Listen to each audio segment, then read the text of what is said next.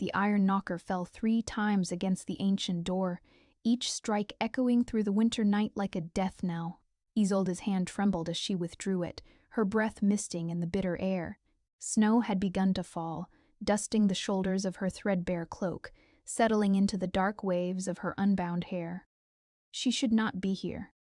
Every rational thought screamed it, but rationality had abandoned her weeks ago, when the physician had delivered his verdict with pitying eyes and careful words that meant only one thing. She was dying. The consumption had spread through her lungs like frost claiming a window pane. Each breath came harder than the last. Each morning brought fresh blood on her pillow. Her parents had spent their last coin on treatments that failed. Her siblings would starve if she lingered, draining resources they could not spare.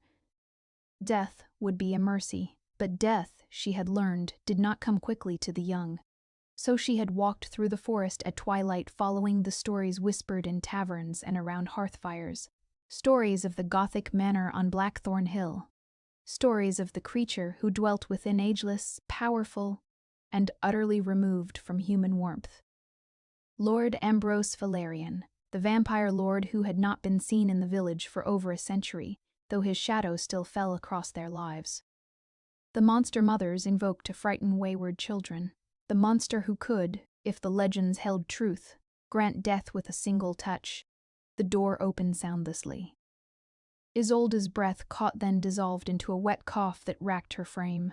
She pressed a hand to her mouth, feeling the warmth of blood on her palm. When she looked up, he stood before her. He was not what she expected, tall, yes, with the impossible stillness of a marble statue. But there was no cruelty in the angular planes of his face, no predatory gleam in eyes the color of winter twilight. He wore black, impeccably tailored. His dark hair swept back from a face too pale to be human, yet too beautiful to be monstrous. He said nothing. He simply looked at her with an expression she could not name, something between surprise and sorrow. "Please," Isolde whispered, her voice breaking. "I've come to ask." Another cough seized her. She doubled over, tasting copper. "I'm dying anyway. Make it quick. Make it clean. My family will suffer less if I simply disappear." Still, he did not speak. The silence stretched between them, broken only by her labored breathing and the whisper of falling snow. Then slowly he stepped aside. "Come in from the cold," he said. His voice was low, careful, as though he had not used it in some time. "Before you collapse on my doorstep and force my hand entirely." Isolde hesitated. This was not the response she had anticipated. She had expected violence or refusal, not courtesy. "I don't want shelter," she managed. "I want an ending." Something flickered across his features. Pain, perhaps, or recognition. "I know what you want, and I know what you carry in your lungs." He paused, his gaze holding hers with uncomfortable intensity. "But you have walked into something far more complicated than a simple death, miss." "Isolde," she breathed. "Isolde Thorne. Miss Thorne." He spoke her name like a requiem. "I am Ambrose Valerian, and I have not taken a life in 200 years. His expression hardened, though not with anger. "I do not intend to begin with yours, regardless of how eloquently you beg for it." Despair flooded through her, stealing what little strength remained. "Then I've come for nothing." "No." The word held strange weight. He stepped fully into the doorway, and she saw how carefully he held himself, as though restraining something vast and dangerous beneath that controlled exterior. "You've come because you were meant to. The question is not whether I will grant your request for death." He extended his hand, palm up, an invitation or a challenge. "The question is whether you will accept what I offer instead." Isolde stared at his outstretched hand, at the long, elegant fingers that had surely ended countless lives over centuries, at the pale skin that would be cold to the touch. Behind her, the wind howled. Before her, the warmth of the manor beckoned along with mysteries she could not begin to fathom. She thought of her mother's hollow cheeks, her father's bowed shoulders, her younger sister's eyes, too old for her years. She thought of the blood on her pillow that morning, darker than the day before. Isolde placed her trembling hand in his. His fingers closed around hers, not cold, as she expected, but fever-warm. The contact sent a shock through her body, something that tasted of recognition, of rightness, of ancient magic stirring from sleep. Ambrose's eyes widened fractionally. He drew in a sharp breath, the first truly human gesture she had witnessed from him. "Impossible," he whispered, and pulled her across the threshold into the darkness beyond. The door closed behind them with a sound like fate sealing itself shut. The interior of the manor swallowed her whole. Candlelight flickered from iron sconces, casting dancing shadows across walls lined with ancient tapestries and portraits of faces too beautiful to be entirely human. The air smelled of old books, beeswax, and something else. Something metallic and sweet that made her pulse quicken involuntarily. Ambrose released her hand as though it had burned him. He moved away with inhuman grace, putting the width of the entrance hall between them. In the wavering light, she could see the tension in his shoulders, the rigid control in every line of his body. "Sit," he commanded, gesturing to a velvet chair near the fireplace. "Before you fall." Isolde's legs, trembling from the walk and the cold, obeyed before her mind could protest. The chair embraced her like a lover, and she sank into it with a small sound of relief. Another cough wrecked her, this one bringing more blood. She fumbled for a handkerchief, mortified. Ambrose turned away, facing the fire, his hands clenched at his sides. "How long?" he asked quietly. "The physician said weeks. Perhaps a month, if I'm fortunate." She laughed bitterly at the word, "though I'm not certain fortune has anything to do with my circumstances." "Fortune," he echoed, and there was something terrible in his tone. "No, not fortune, something far older and crueler than chance." He turned back to her, and the firelight caught his features in sharp relief. She saw then what she had missed before, the faint shadows beneath his eyes, the tightness around his mouth. He looked like a man in exquisite pain, though she could not fathom why. "You came here to die," he said, "but I cannot give you that mercy." "Cannot, or will not?" "Both." He moved closer, each step measured. "Do you know what I am, Isolde Thorn?" The use of her given name sent an unwelcome warmth through her chest. "A vampire, a creature who feeds on blood to sustain a mortal life." Crude, but accurate. He stopped several feet away, maintaining that careful distance. "And do you know what you are?" She blinked. "I'm dying." "You are dying," he agreed. "But that is not all you are. When I touched you, when your hand met mine, I felt something I have not felt in centuries." His voice dropped to barely above a whisper. "A resonance, a call in the blood." Isolde's heart stuttered. "I don't understand." "Neither do I. Not fully." He ran a hand through his dark hair, a gesture so humanly frustrated that it startled her. "But I know this. You carry something in your veins, some remnant of old magic. It sings to me, Miss Thorne. It sings of possibility and binding and things I long ago swore never to pursue." "What things?" His eyes met hers, and she saw hunger there. Not the predatory hunger she expected, but something deeper, more desperate. Companionship, connection, an end to endless solitude. He shook his head sharply. "But such things require a covenant, a blood bond that transforms a human into something other." Understanding crashed over her like a wave. "You're speaking of turning me." "I am speaking of damnation," he corrected, his voice harsh. "Of stealing your mortality, your soul's chance at whatever peace awaits beyond death. I am speaking of cursing you to walk the night as I do, forever hungry, forever apart from the warmth of human connection." He looked away. "It is a fate I would not wish upon my greatest enemy, let alone an innocent who stumbled to my door seeking release. But I would live. You would exist. There is a difference." Isolde leaned forward despite the protest in her lungs. "My family would believe me dead. They could mourn, move forward, survive without the burden of my care. And she faltered. "I would have time. Years beyond what I have now." "Centuries," Ambrose said softly. Endless centuries of darkness and blood, of watching everyone you might have loved grow old and die while you remain unchanged. Of the hunger that never truly leaves, the isolation that carves you hollow. His hands curled into fists. I will not be the architect of that fate for you. Then what will you do? The question hung between them, weighted with impossible choices.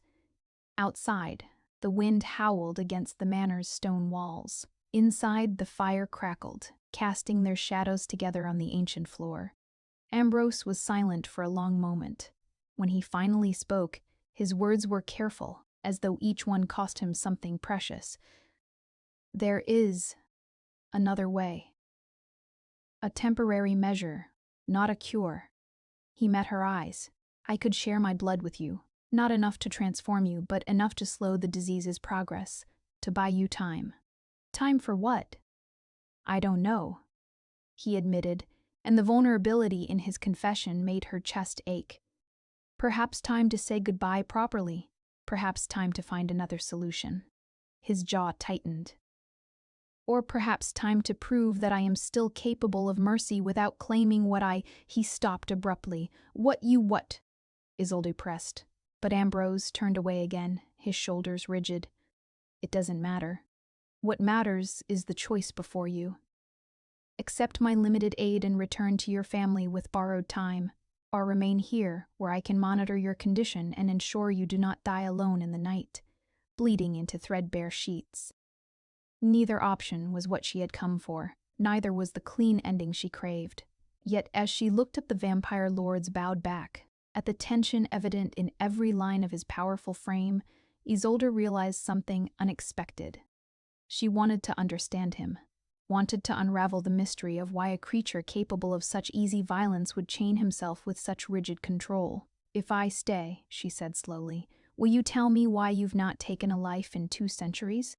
Ambrose's laugh was hollow, devoid of humor. That, Miss Thorne, is a story soaked in blood and regret. He glanced over his shoulder. Are you certain you wish to burden yourself with it? I am already burdened, she replied. What's one more weight? Something shifted in his expression, a crack in that careful facade. For just a moment, she glimpsed the lonely creature beneath the Lord's mask. Very well, he said quietly. Stay. I will share what I can of my blood to ease your suffering. And in return? He hesitated. In return, you will simply be here. Let these walls know the sound of a living heartbeat again. Isolde nodded, though she did not fully understand what she was agreeing to. She knew only that the manor's darkness felt less frightening than the cold death waiting in her small cottage, and that Lord Ambrose Valerian, ancient and powerful and terrifying, looked at her as though she were something precious he was terrified to break. Ambrose left her by the fire while he prepared what he called the binding room, a space where the blood exchange could occur with proper ritual and safety. Isolde sat in the velvet chair, her hands folded in her lap, trying not to think too carefully about what she had agreed to. Drinking a vampire's blood. The concept should have horrified her. Instead, she felt only a strange numbness, broken occasionally by the sharp stabs of pain in her chest when she breathed too deeply. She studied the portraits on the walls, nobles in outdated fashions, their painted eyes following her movements. One woman, in particular, caught her attention, dark-haired and pale, with Ambrose's same angular features softened into feminine beauty. The portrait's plaque read, Lady Morgana Valerian, 1634, my sister. Isolde startled. She had not heard Ambrose return. He stood in the doorway, watching her with those unsettling twilight eyes. She was beautiful, Isolde offered. She was brilliant. His voice held old pain. A scholar of ancient texts, a reader of stars, she believed she could find a cure for her condition, a way to walk in daylight again, to taste food and wine, to grow old gracefully. He paused. She was wrong. What happened to her? She is dust. The words were flat, final. As are most of my family. Vampires are not truly immortal, Miss Thorne. We simply die more slowly and often more violently than humans do. He gestured to the doorway. Come. Everything is prepared. Isolde rose on unsteady legs. Ambrose moved as if to offer his arm, then checked himself, maintaining that careful distance. She followed him through corridors lined with closed doors and shadows that seemed to breathe. The manor felt alive around them, ancient and watchful. The binding room was smaller than she expected. Circular, with stone walls carved with symbols she did not recognize.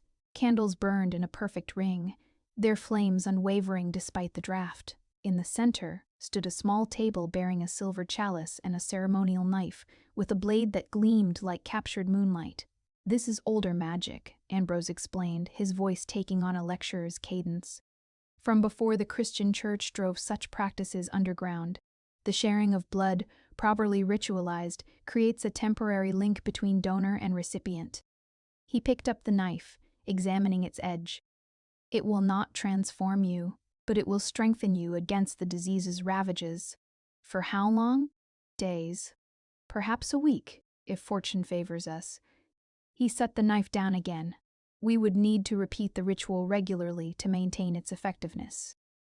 "And there are no consequences?" His jaw tightened. "There are always consequences, Miss Thorne. The question is whether they are acceptable." He met her eyes. "You will taste my nature, feel fragments of what I feel. The hunger will touch you, though it will not consume you. Some find it disturbing." Isolde moved to the center of the room, standing beside the table. "I am disturbed by drowning in my own blood each night. This seems preferable." Admiration flickered across Ambrose's features. "You are braver than you know. Or more desperate. Bravery and desperation often wear the same face." He joined her, lifting the knife. For a long moment, he simply stood there, the blade catching candlelight. Then, with deliberate precision, he drew it across his left palm. Crimson welled from the wound darker than human blood, almost black in the dim light. He held his hand over the chalice, letting drops fall until perhaps an inch pooled at the bottom. The scent hit her immediately. Copper and roses, earth after rain. Something wild and old that made her head swim. Ambrose's hand healed as she watched, the cut sealing itself until no trace remained. He lifted the chalice, swirled it once, then extended it toward her. "Drink slowly," he instructed. "Just a few sips, too much, and the transformation begins whether we will it or not." Isolde's hands shook as she took the chalice. The silver felt ice cold against her palms. She looked at the dark liquid within, then up at Ambrose's carefully neutral expression. "Will it hurt?" "No." Something in his eyes softened. "It will feel like waking from a long sleep, like taking your first breath after drowning." She lifted the chalice to her lips.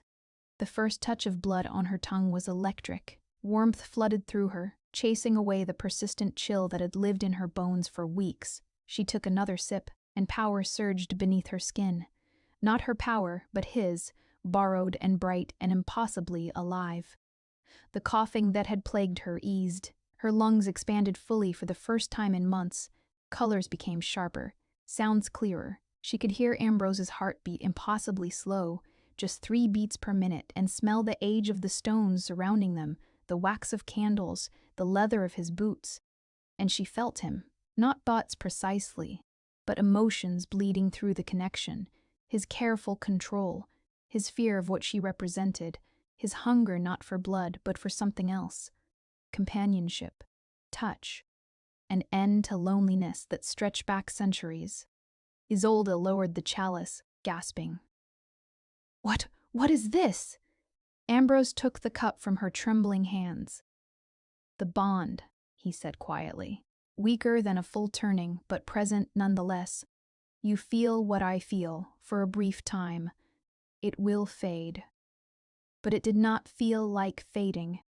It felt like waking, just as he had promised, like finally, after months of slow dying, she was alive again, more alive than she had ever been. She looked at Ambrose, really looked at him, and saw not the monster of legends, but a man shaped by loss and discipline and terrible solitude, saw the way he held himself apart even now, denying himself the very connection he craved. "How do you bear it?" she whispered. "Being so alone?" his expression fractured, just for a moment. Then the careful mask returned. Practice, Miss Thorne, and the conviction that some curses should not be shared. He moved toward the door, putting space between them again. The guest chamber is prepared. You should rest. The ritual can be taxing for humans. Ambrose Lord Valerian, he corrected too sharply. We must maintain propriety, Miss Thorne, for both our sakes. He left before she could respond, his footsteps fading down the corridor.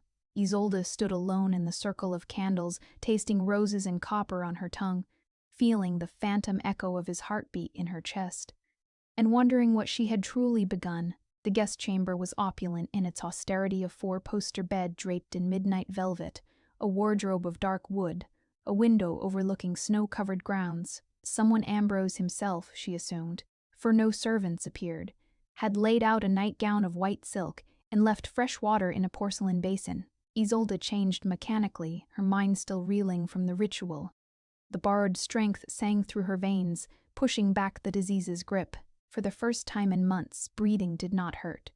Moving did not exhaust her. She felt almost normal, almost human, but beneath that relief ran something else.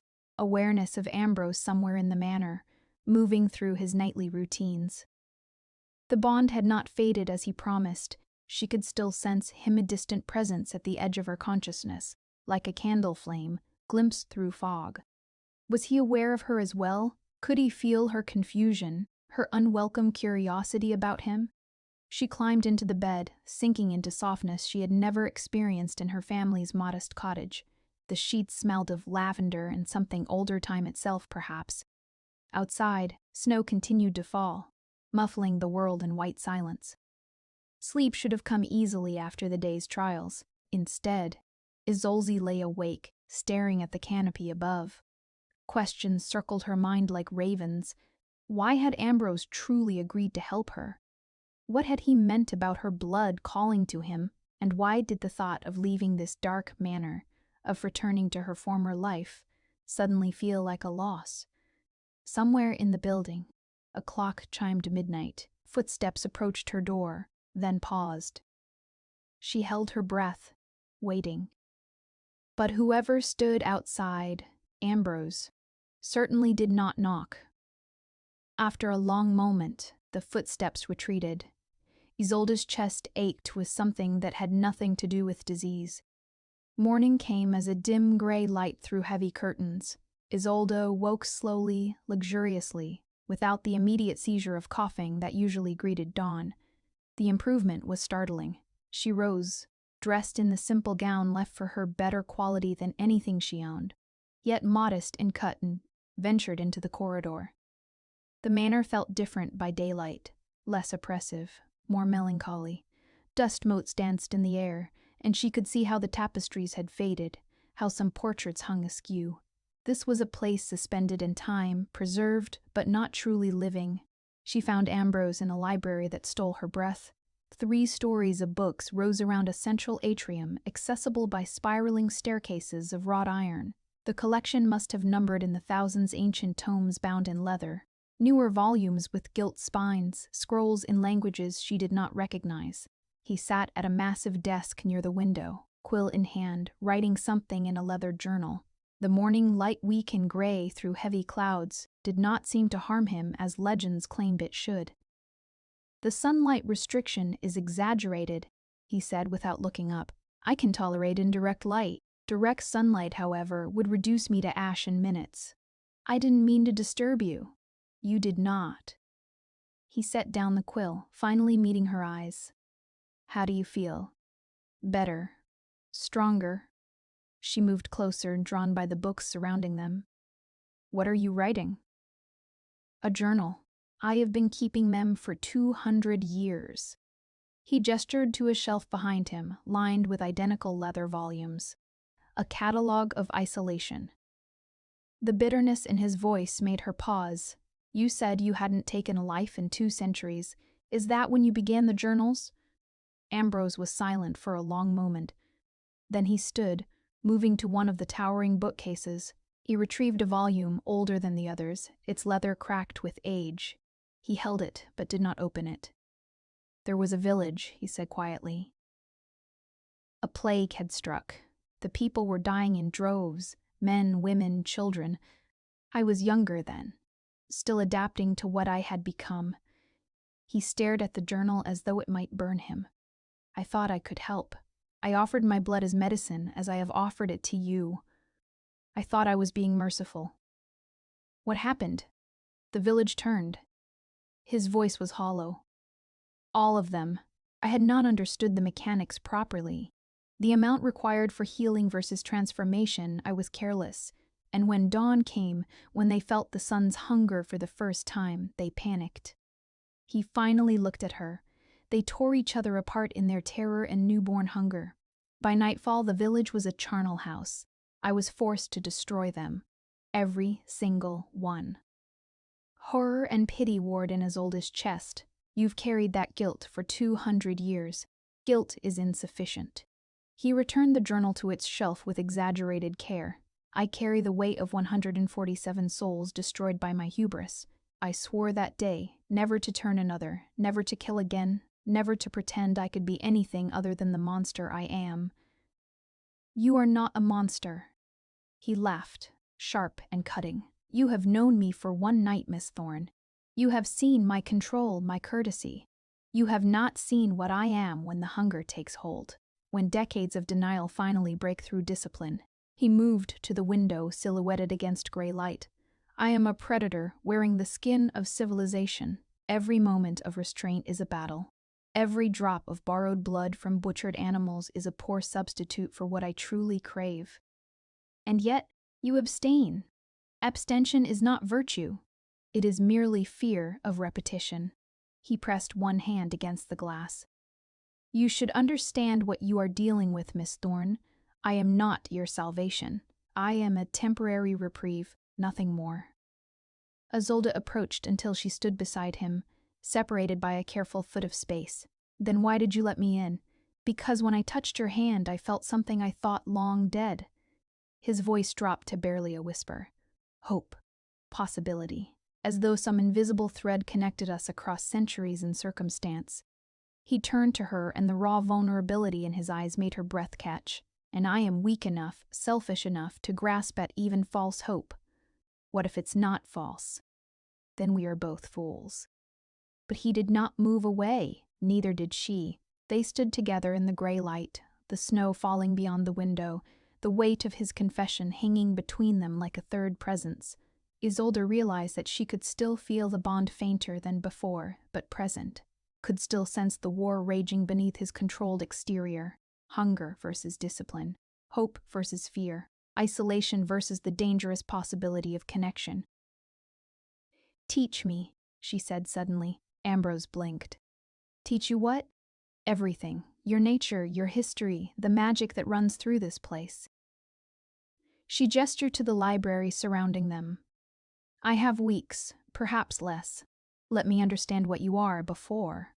She stopped, unable to finish the sentence. Before I die. Before I become nothing but another weight in his centuries of grief. Ambrose studied her for a long moment. Then, slowly, he nodded. Very well, Miss Thorne. If you wish to spend your remaining time learning the nature of monsters, I will be your instructor. He moved back to the desk, retrieving a slim volume. We begin with the oldest laws, the covenants that govern vampire society such as it is. He opened the book, revealing pages filled with elegant script. But before he could begin reading, another coughing fit seized Isolde, weaker than before, but still present. A reminder that the borrowed strength was temporary, that the disease still lived in her lungs, merely subdued. Ambrose's jaw tightened. Tonight, we repeat the ritual. For now, sit. Conserve your energy. She obeyed, settling into a leather chair worn smooth by centuries of use.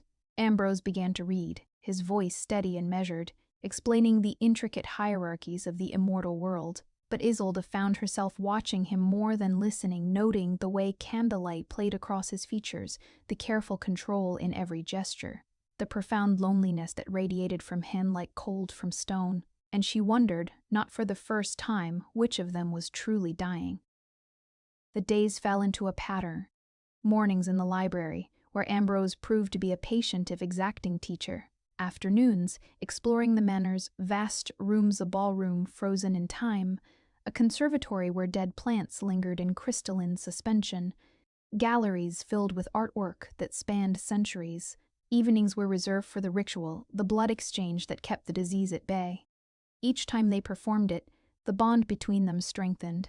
Isolde could feel Ambrose more clearly now, his presence, a constant hum at the back of her mind.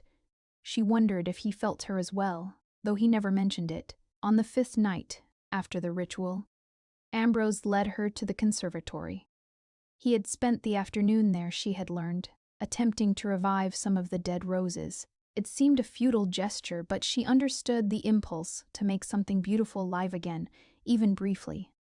There, he said, pointing to a rose bush in the corner. Against all odds, a single bud had formed, pale and fragile but undeniably alive.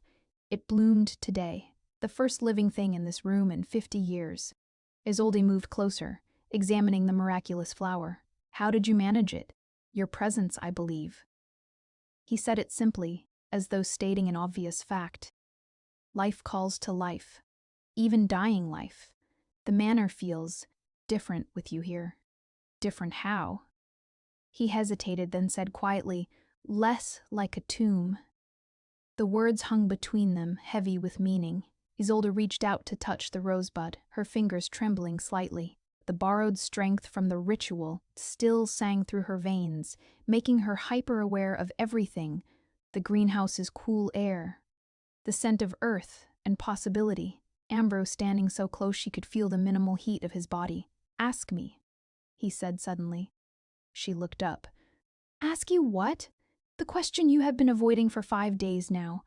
His twilight eyes met hers. Ask me why I have not insisted you leave. Why I continue these rituals when I know they merely delay the inevitable. Why I seek your company when solitude has been my companion for 2 centuries. Her heart hammered against her ribs. Why? Because I am selfish, he said, his voice rough. Because I am lonely. Because when you are here, the silence is less oppressive, the weight of years less crushing. He turned away, jaw tight. Because I am a monster who has found something precious and cannot bring himself to let it go, even knowing I offer you only borrowed time in a house of shadows. Ambrose, you should hate me, Miss Thorne. You should demand I complete what you originally requested. A clean death, mercifully given. Instead, I keep you here, tethered to life by my blood, for my own comfort. How is that not monstrous? Isolde moved around him until she could see his face again. Perhaps because I don't want to leave. His eyes widened fractionally. You don't know what you're saying. I know exactly what I'm saying. The words came easier than she expected. I came here to die, but you've given me something I didn't know I needed. Time to simply exist without pain, without burden. Time to learn and wonder and feel. She faltered, unable to name the emotion building in her chest. Feel what? His voice was barely a whisper. Alive. She looked at the rose, at its impossible bloom. More alive than I've been in years, even before the illness. My family loved me, but they needed me to be strong, to be practical. There was no room for dreams or curiosity or... She met his gaze. Or connection that went beyond duty.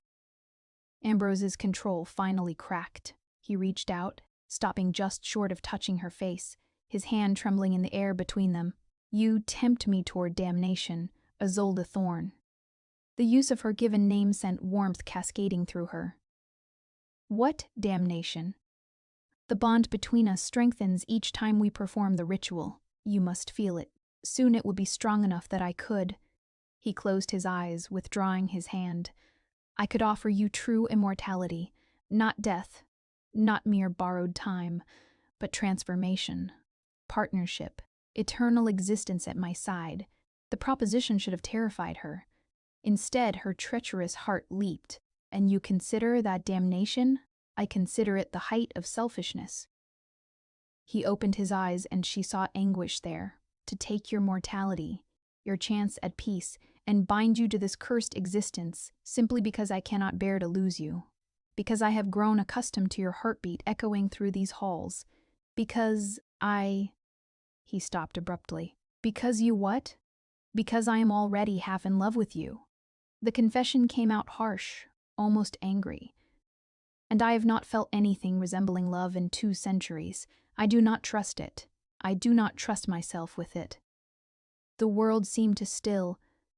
Isolde's breath caught not from disease but from the weight of his words. Ambrose, you see now why you should leave. He turned away sharply. Before I do something unforgivable, before I steal your humanity for my own comfort. But Isolde found herself moving closer instead of away. The bond between them thrummed with his distress, his fear, his desperate hope. She reached out and before she could second-guess herself, placed her hand on his arm. The contact was electric. Ambrose went rigid, every muscle tensing. She felt the hunger surge in him, immediate and powerful. But it was not the hunger for blood. It was something else entirely. A craving for touch, for warmth, for connection that went beyond the physical. I'm not afraid of you, she said softly. You should be. But he did not pull away. I'm afraid of dying alone in the cold, forgotten and unmourned. I'm afraid of never having truly lived. She tightened her grip on his arm. I'm not afraid of this. Of you. Slowly, carefully, Ambrose turned. His free hand rose to cover hers where it rested on his arm. The touch was gentle, reverent, as though she might shatter. You will regret this, he whispered. We both will. Perhaps. She looked up at him, at the centuries of loneliness carved into his beautiful, ageless face, but I would rather regret living than regret dying without ever taking a chance. For a long moment they simply stood there, hands touching, the bond between them blazing bright enough to drown out reason. The rose beside them seemed to bloom fuller, as though feeding on whatever energy they generated. Then Ambrose withdrew, that iron control slamming back into place. You should rest. Tomorrow we continue your education. There is much you still need to learn. It was a retreat, and they both knew it. But Isolde let him go, understanding that he needed time to wrestle with himself, with the temptation she represented. As she left the conservatory, she glanced back once. Ambrose stood motionless among the dead plants, one hand still outstretched as though reaching for something just beyond his grasp. That night, lying in the velvet bed, Isolde felt his presence stronger than ever. Could sense him somewhere below, pacing like a caged creature. The bond whispered of his turmoil, his desire, his fear. And she realized with startling clarity that she was no longer seeking death. She was seeking him. The library had become Isolde's sanctuary. She spent hours among the books, reading accounts of vampire society that Ambrose had penned himself over centuries. Some passages were clinical, detailing the mechanics of transformation and blood bonds. Others were achingly personal chronicles of loss and isolation that made her chest tighten. Year 1847, I saw a woman today who reminded me of Morgana. Same laugh, bright as bells. I turned away before she could see me watching. Some ghosts should not be encouraged. Year 1903, the village celebrates their harvest. I hear music and laughter. I remember when I would have joined such revelry. Now I am the shadow at the edge of their joy. The cautionary tale mothers tell. I do not begrudge them their fear. It is earned. Ambrose found her reading his journals on the 7th day. She expected anger at the intrusion, but he merely sighed and settled into the chair across from her. Which year are you torturing yourself with? He asked. 1903. You wrote about watching a harvest festival. Ah, a particularly melancholic evening. He retrieved the journal, scanning the page. I had been considering final measures that year. Isolde's breath caught. Final measures? There are ways to end an immortal existence. Difficult, but not impossible. He closed the journal. I was tired, Miss Thorne. Tired of watching the world change while I remained frozen. Tired of hunger and isolation and the weight of all I could not undo. What stopped you? Cowardice, perhaps, or stubbornness.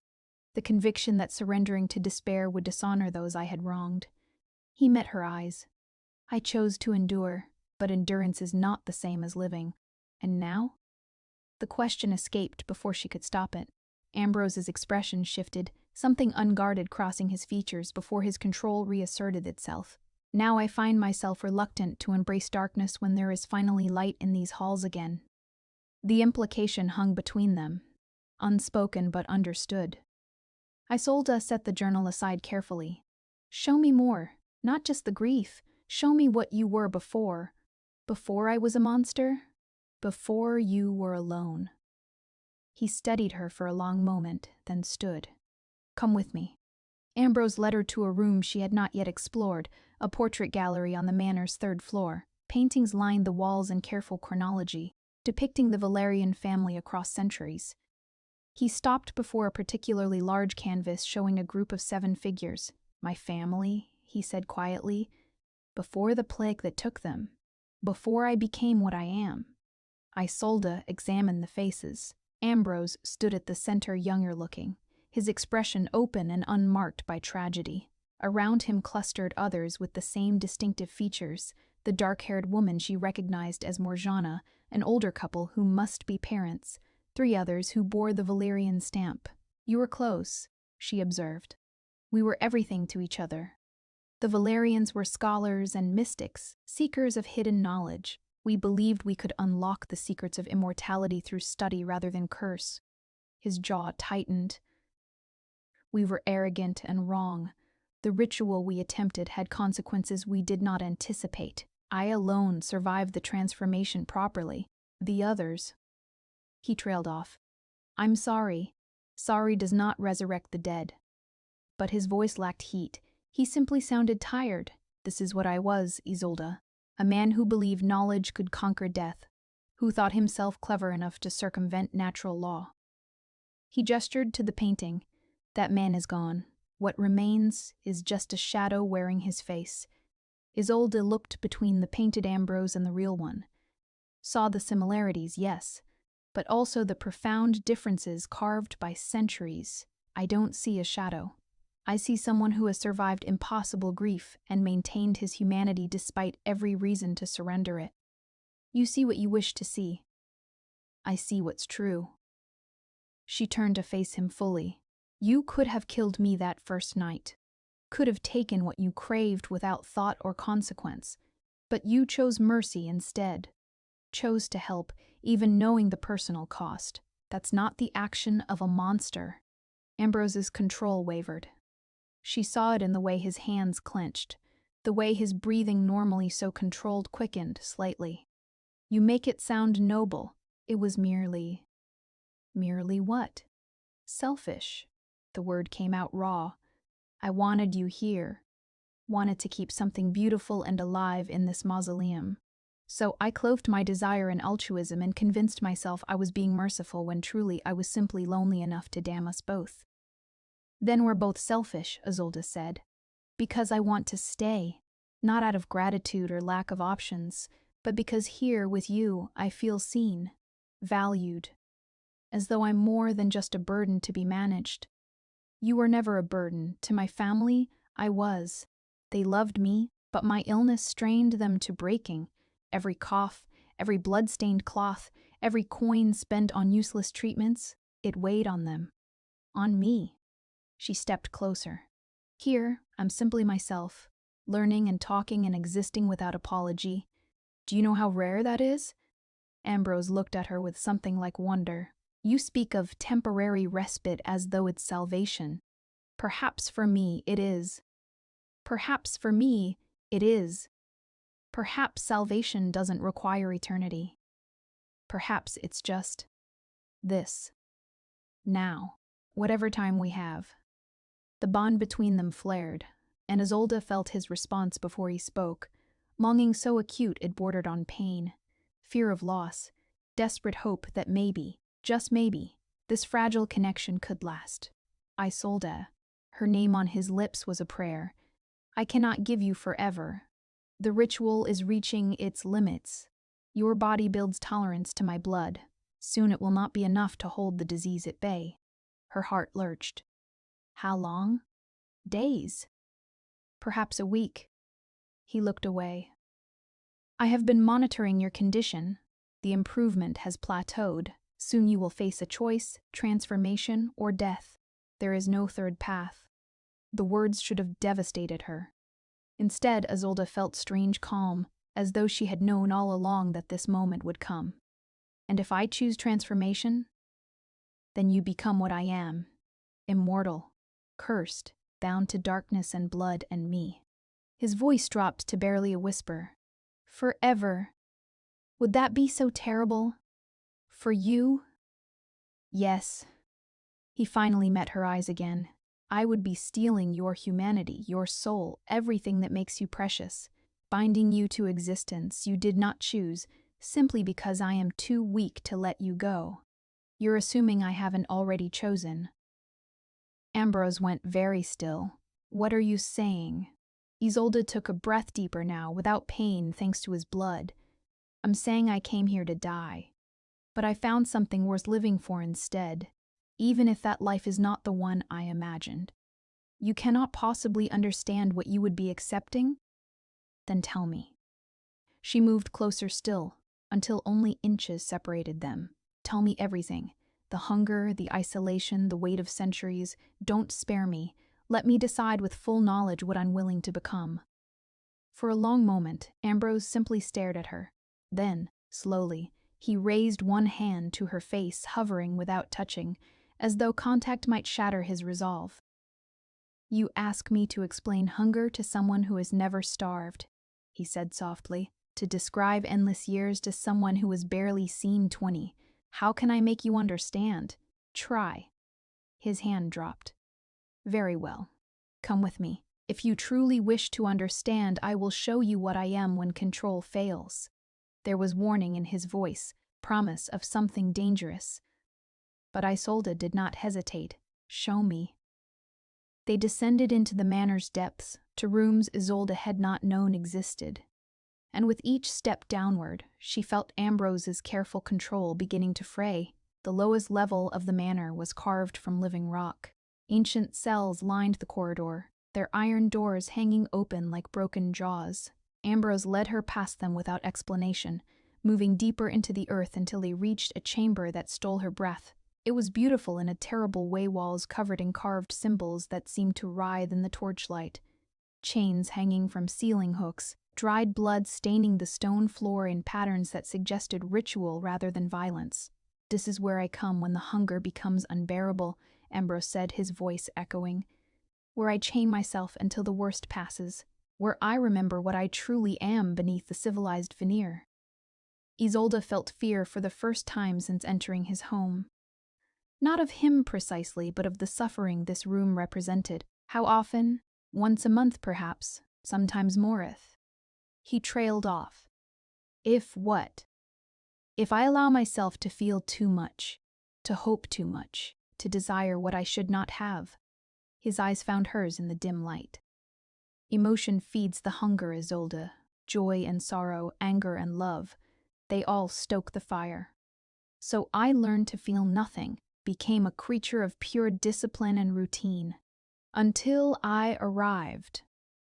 Until you arrived, he agreed. And suddenly I feel everything again. The hunger is worse than it has been in decades. I want. He stopped, jaw clenched. What do you want?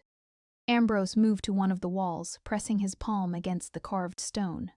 Everything I cannot have. Your blood, yes, the hunger for that is constant. A thirst I can suppress but never eliminate. But also your warmth, your laughter, the sound of your heartbeat.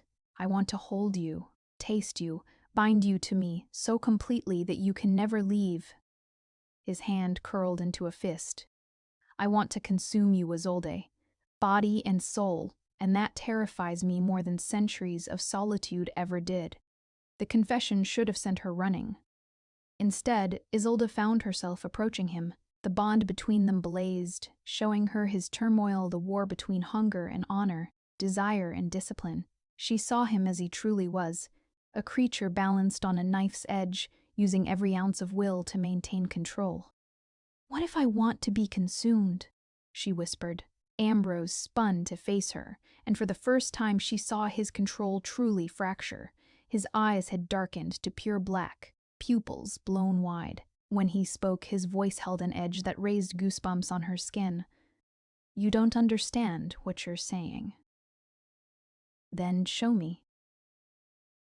"You brought me here to demonstrate the danger. So demonstrate it, Isolde." "I'm dying, Ambrose. The disease may be slowed, but it's still there. I feel it eating at my lungs even now." She moved closer, reckless with desperation and something else, something that felt dangerously like desire. "If I'm going to face a choice between death and transformation, I need to understand what transformation truly means, what you truly are, not the controlled scholar, not the gentleman, the monster." His breathing had quickened, his inhuman stillness cracking. "If I show you, I may not be able to stop." "I'm not asking you to stop." The words hung in the charged air between them. Ambrose stared at her as though seeing her for the first time, or perhaps seeing clearly for the first time. Then, with a sound that was almost a growl, his control shattered completely. He moved with inhuman speed, closing the distance between them in a heartbeat. His hands found her waist not roughly, but with barely restrained strength. He backed her against the stone wall, caging her with his body. His face was inches from hers, and she could see the sharp points of fangs that had descended, the way his entire being trembled with suppressed hunger. "This is what I am," he breathed against her skin. "A predator, a creature of blood and darkness. When I'm this close to you, I can hear every beat of your heart, smell the blood rushing through your veins, taste your fear on the air. I'm not afraid. You should be." His lips ghosted along her jaw, never quite touching. "I want to bite you, Isolde. Want to feel your pulse against my tongue, taste your essence, take everything you have to give, and then take more. The hunger is screaming at me to do it, to claim you, to make you mine in the most primal way possible." Her own breathing had gone ragged. "Why don't you—" "Because—" his voice broke. "Because I love you. Because even consumed by hunger, some part of me still remembers honor. Still wants to protect you, even from myself." The confession, his second, but somehow more raw, struck her like lightning. "Ambrose." "I love you," he repeated, the words wrenched from somewhere deep. "I, who swore never to love again, who believed myself incapable of such feeling I love you. Your courage, your curiosity, the way you look at me as though I'm still a man rather than a monster." His hands tightened on her waist. "And that love makes the hunger worse, makes me want to keep you forever, bind you to me through blood and magic until death itself cannot separate us." Isolde's hands rose to his chest, feeling the minimal beating of his heart beneath her palms, the tension in every muscle. The bond between them was a living thing now, showing her everything, his love and hunger and fear intertwined so completely they were inseparable. "Then do it," she said. "Transform me. Make me yours." "Isolde, no. I'm choosing this, Ambrose, not out of desperation or fear, but because I want it. Want you, want to understand your darkness, share your isolation, exist in your forever." She met his black eyes steadily. "I came here to die. Instead, I found a reason to live, truly live, not just survive. And if that life requires me to become something other than human, then that's a price I'm willing to pay. You'll hate me eventually. Hate what you've become. Perhaps. Or perhaps I'll finally be free." She reached up, cupping his face in her hands. "Either way, it's my choice, and I choose you." For one suspended moment, they simply stared at each other. Then Ambrose closed the distance and kissed her. It was not gentle. It was desperation and hunger and 2 centuries of denied desire pouring into a single point of contact. His lips moved against hers with barely controlled violence, fangs scraping but not breaking skin. She tasted darkness and roses, felt the hunger surging through him via their bond, and met it with her own. When he finally pulled back, they were both breathing hard. His eyes had returned to their normal twilight shade, his fangs retracting. He looked at her with wonder and horror in equal measure. "God help us both," he whispered. "I cannot deny you. Cannot deny myself any longer. Then don't. Ambrose's laugh was half sob. You are either the bravest woman I have ever known, or the most foolish. Can't I be both? Yes. He pressed his forehead to hers, a gesture so tender it made her chest ache. Yes, you most certainly can be both.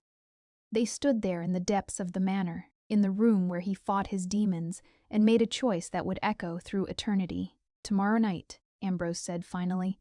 The transformation requires ritual and preparation. I will not rush it, will not risk your life more than necessary. Tomorrow night, under the dark moon, I will give you eternity. And you? Isolde asked. What will you give yourself? He looked at her with eyes that held centuries of loneliness finally ending. Hope, perhaps. Companionship. A reason to embrace forever rather than merely endure it. Then tomorrow, she agreed. They ascended from the depths together, hands intertwined, the bond between them singing with promise and peril in equal measure. Behind them, the chamber waited in darkness, patient as death. Ahead lay transformation, damnation, and the dangerous possibility of love that might survive even eternity. Ambrose spent the day preparing while Isolde drifted through the manor like a ghost herself. Every moment felt weighted with significance. Her last hours of true humanity. She found herself cataloging sensations, the way sunlight felt through windows, the lingering cough in her chest, the simple warmth of her beating heart. By evening, fear had begun to seep in, not regret precisely, but awareness of what she was surrendering, her mortal life, her soul's potential for whatever came after death, the simple humanity she had taken for granted until disease threatened to steal it. She found Ambrose in the library, arranging items on the large table, candles, a silver bowl, the ceremonial knife from their first ritual. He looked up as she entered, and something in her expression made him pause. Second thoughts? He asked quietly.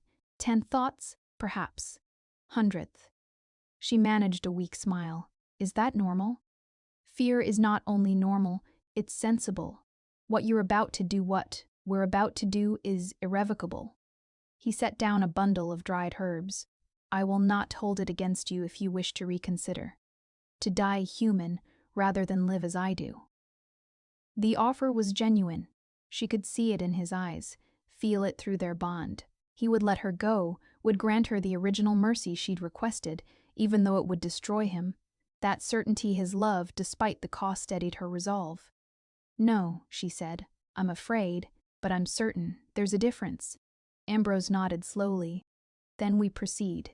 But first, you should know exactly what the transformation entails.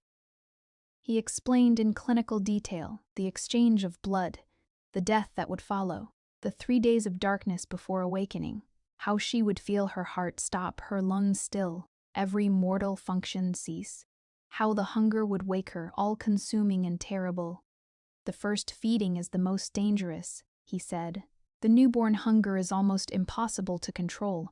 I will need to provide sustenance, guide you through the initial bloodlust. It will not be pleasant, Isolde. You will feel every bit the monster you fear. But you'll be there? Every moment. I will not abandon you to darkness. She took a shaky breath. Then I'm ready. Not quite. There's one more thing. He reached into his pocket and withdrew a small object, a ring of tarnished silver with a dark stone at its center.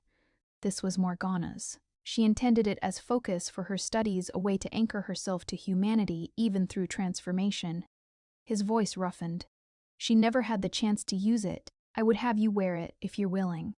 To remember that this is a choice, not a curse. That you chose connection over isolation, hope over despair. Isolde's vision blurred. She held out her hand and Ambrose slid the ring onto her finger. It fit perfectly, as though made for her. Thank you, she whispered. Don't thank me yet. Not until you've survived what comes next. The ritual took place at midnight in the chamber where they performed the blood exchanges, but now the space had been transformed. Candles formed a perfect circle, their flames perfectly still despite the draft. The carved symbols on the walls seemed to glow with inner light. The air itself felt charged, as though reality had grown thin here. Isolde stood at the center, wearing a simple white gown Ambrose had provided. He circled her slowly, lighting the last candles, speaking in a language she did not recognize. The words seemed to resonate in her bones, ancient and powerful. When every flame was lit, he returned to stand before her. In the candlelight, he looked timeless, neither young nor old, but simply eternal. His eyes met hers, asking one final silent question. She nodded. Ambrose lifted the ceremonial knife. "Your blood first," he said softly, "freely given as proof of choice." He drew the blade across his palm, letting crimson pool in the silver bowl. Then he extended the knife to her.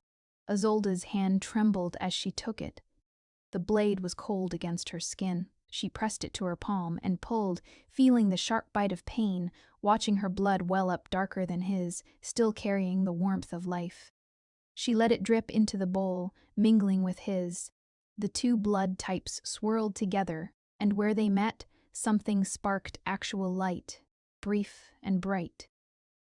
"The binding recognizes you," Ambrose murmured, wonder in his voice. "The magic knows what I know, that you are meant for this, for me." He lifted the bowl, speaking another phrase in that ancient language. Then he drank deeply, eyes never leaving hers. When he lowered the bowl, his lips were stained crimson. "Now you," he said, offering it to her. Isolde took the bowl in shaking hands.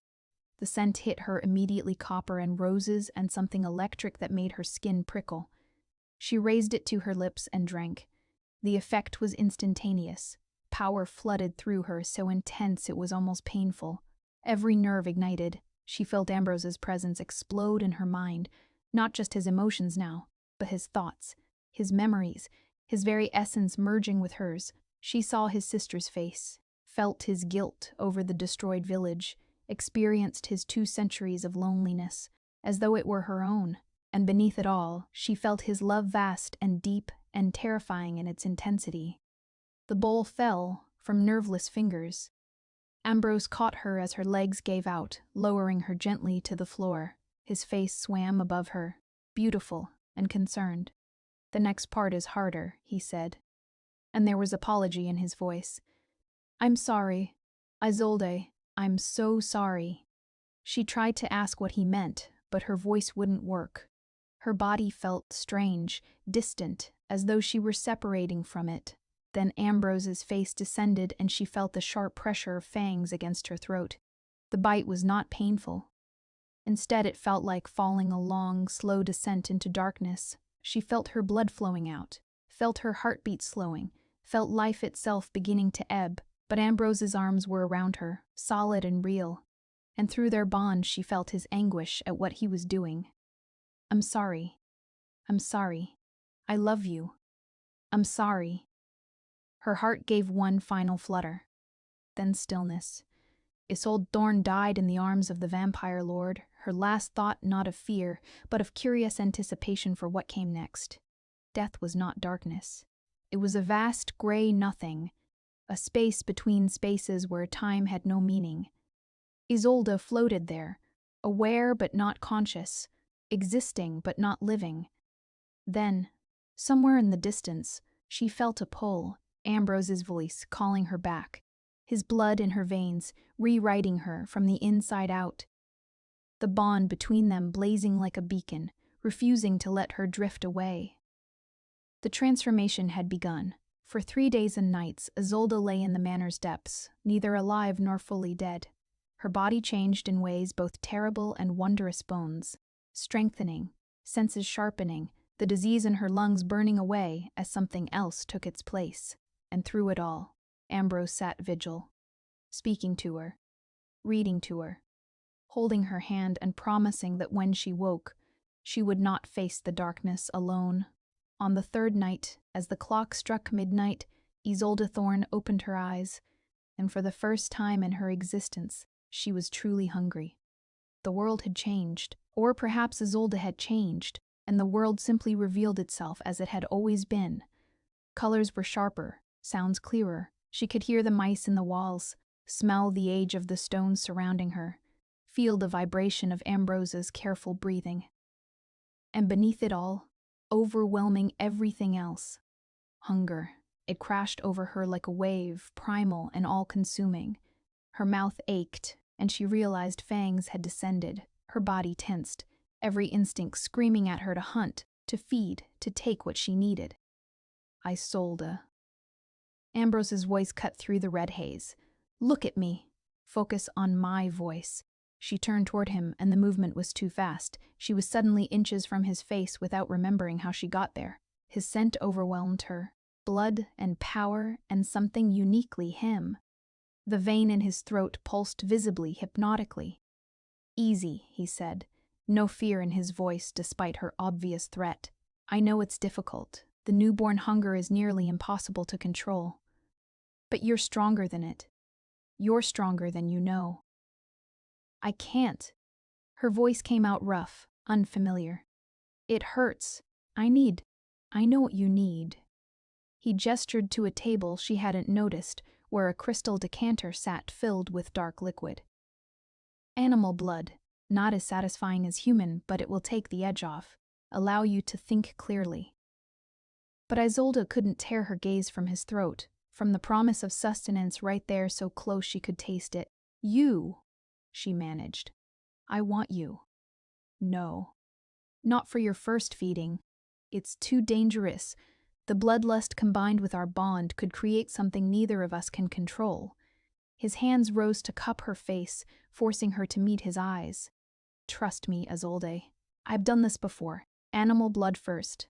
Then, when you have some measure of control, we can explore other options. The rational part of her mind knew he was right, but rationality had little power against the ravenous thing she'd become.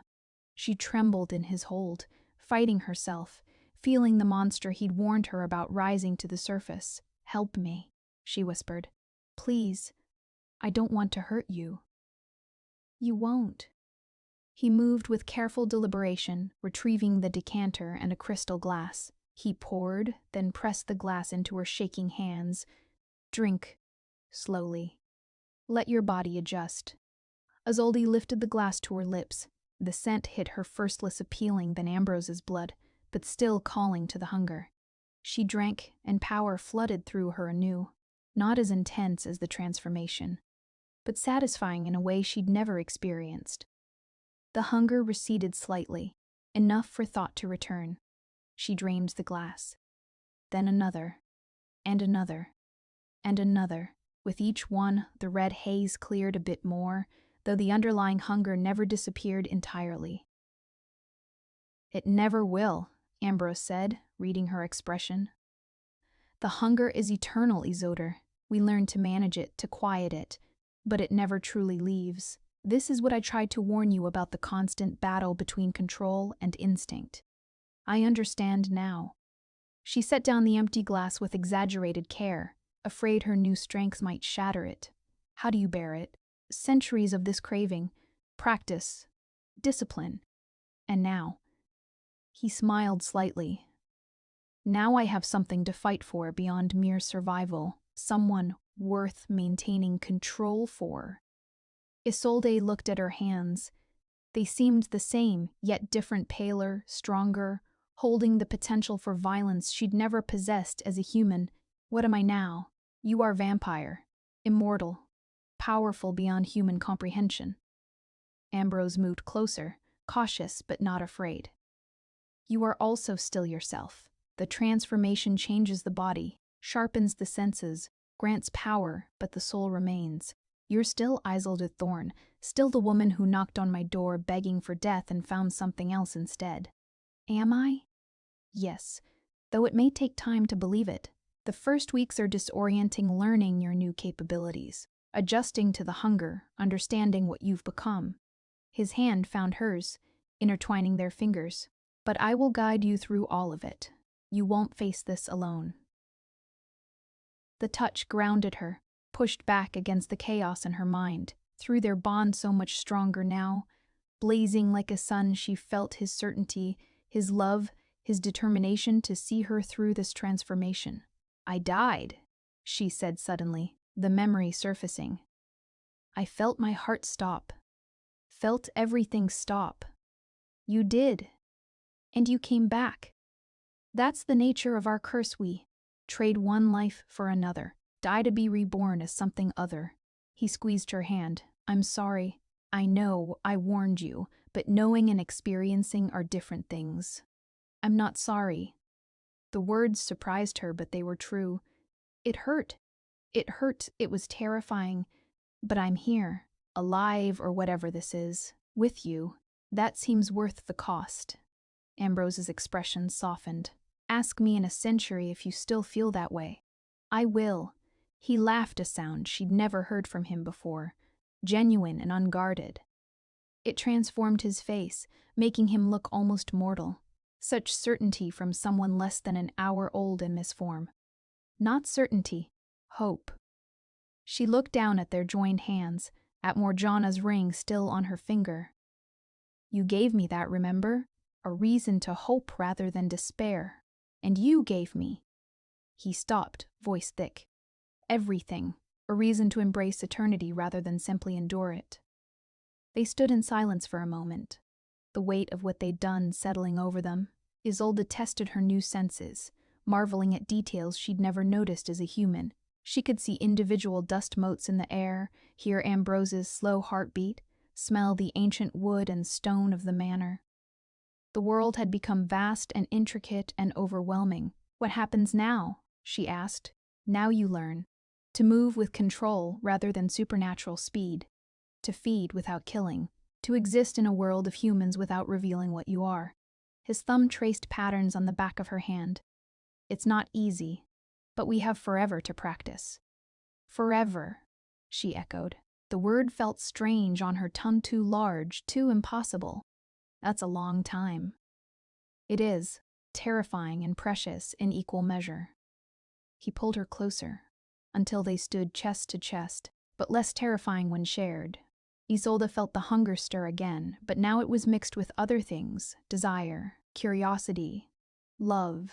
She looked up at Ambrose, at this ancient creature who had given her eternity, and smiled. Then we're sharing it. Yes.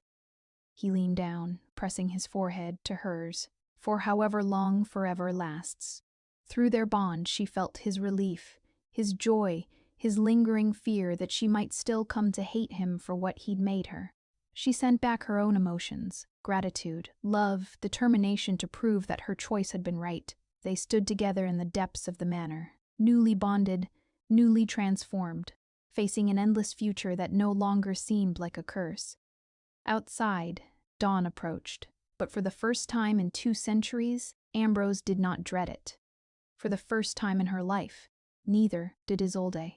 3 weeks passed in a blur of learning and hunger and connection, deeper than Isolde had known possible. Ambrose proved to be a patient teacher, showing her how to move through the world with her new strength, how to manage the constant craving for blood, how to interact with the few villagers who occasionally ventured near the manor without betraying her nature. The hardest lesson was the one neither of them spoke of, learning to live with what she'd become. Some nights, Isolde would wake from dreams of sunlight and feel the loss like a physical wound. She would never feel warmth on her face again, never walk freely in daytime, never share a meal with her family.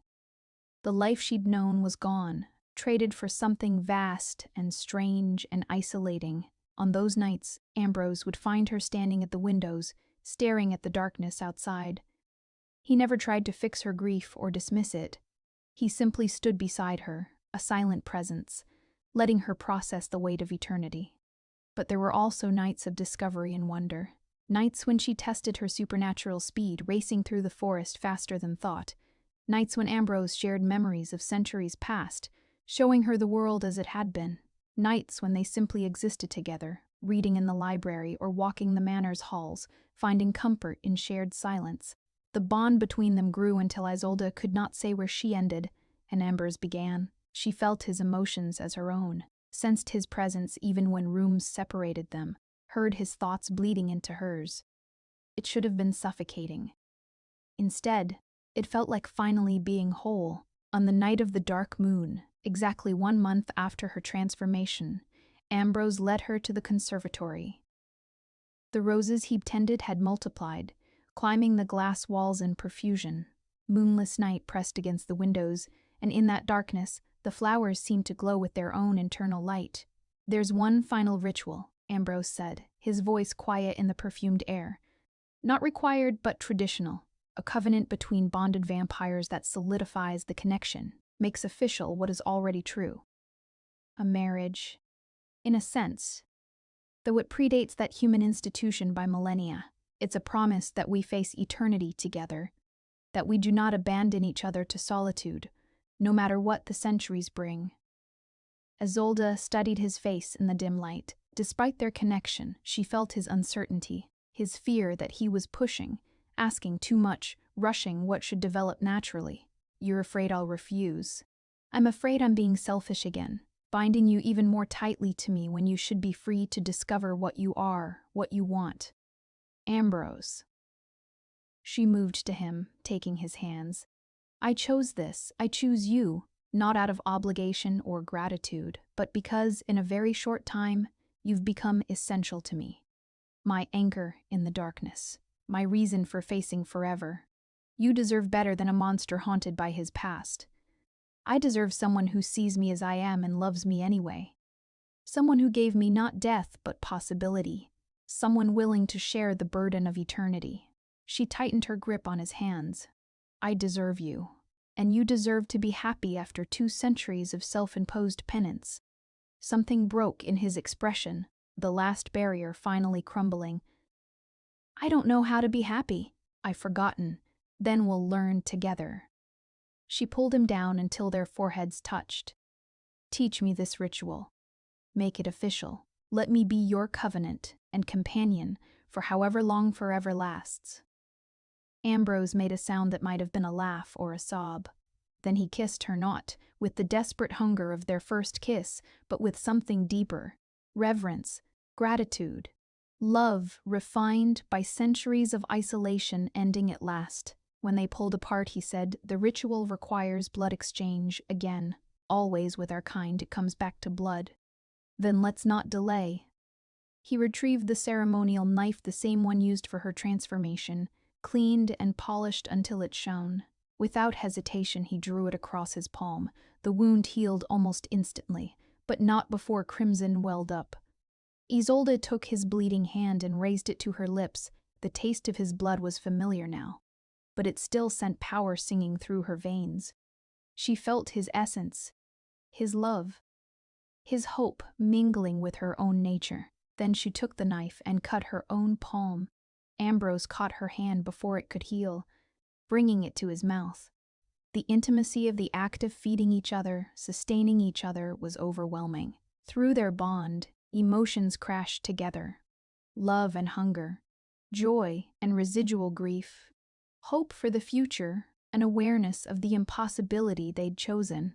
I, Ambrose Valerian, he said formally, their joined hands between them, swear to walk the darkness with you, to share the burden of endless years, to offer companionship against eternal isolation, to love you through centuries, through changes we cannot anticipate, through whatever trials eternity brings. I bind myself to you, Isolde Thorn, by blood and magic and choice. Isolde's voice shook as she repeated the words back to him, but her conviction was absolute. This was right. This was what she'd been searching for when she knocked on his door begging for death. Not an ending, but a beginning. Not escape, but connection so profound it rewrote the very meaning of existence. When they finished, the bond flared so bright it was almost painful. Then it settled, different than before. Not just a connection, but a covenant, an unbreakable promise etched into the fabric of their beings. It's done, Ambrose whispered. You're mine. I'm yours. For eternity. For eternity, Isolde echoed. They stood together among the impossible roses, 2 creatures of darkness who had found light in each other. The world outside remained unchanged, still full of danger and grief and endless night, but within the manor's ancient walls, something new had been born. Not just 2 immortals sharing space, but partners facing forever as one. Not just survival, but the possibility of joy. Not just existence, but life in all its complicated, dangerous, precious forms. What do we do now? Isolde asked. Ambrose smiled. A real smile. unguarded and almost young.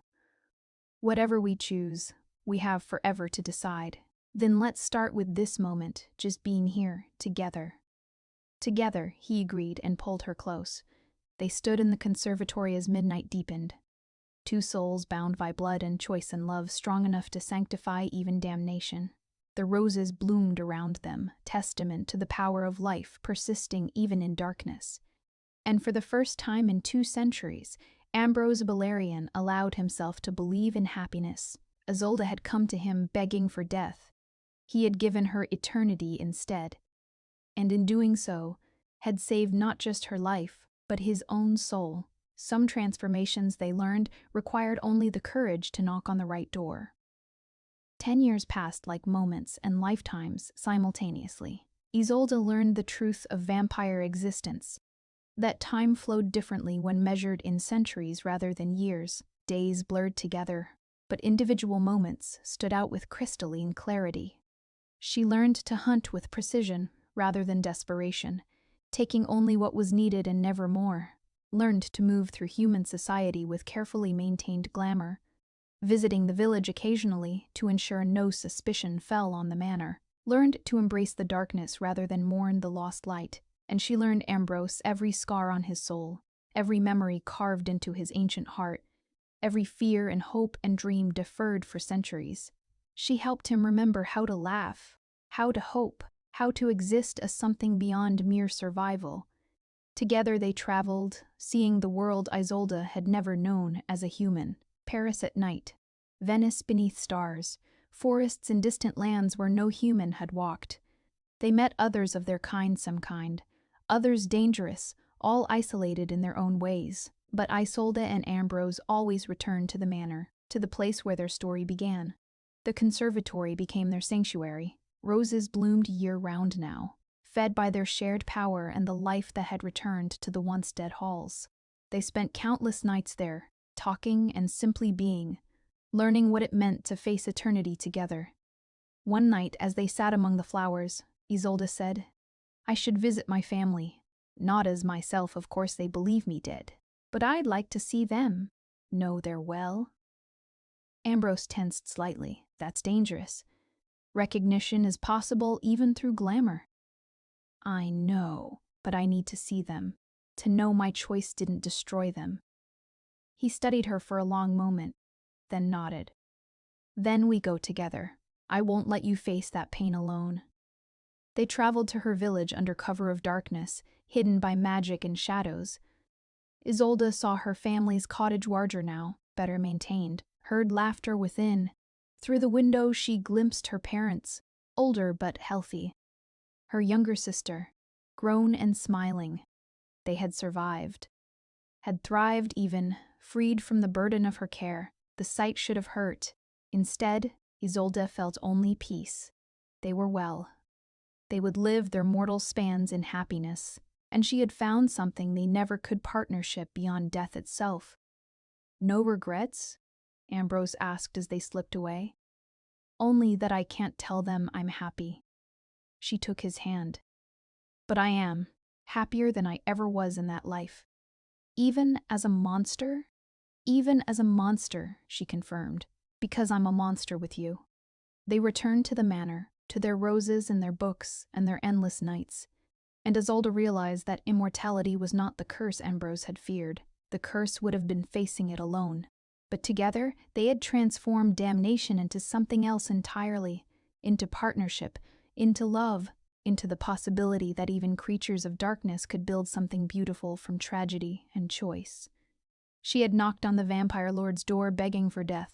He had given her eternity instead, and together they learned that forever was not nearly long enough.